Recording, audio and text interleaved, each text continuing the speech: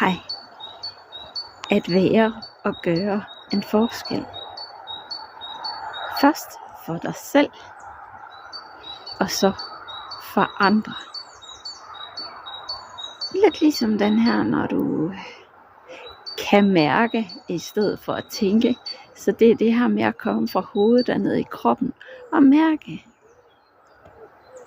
hvad nærer mig, og hvad tærer mig.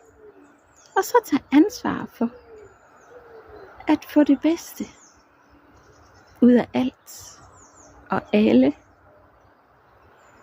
i og med lys, kærlighed og taknemmelighed.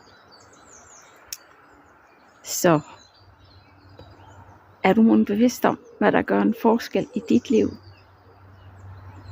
Både på den ene og den anden måde.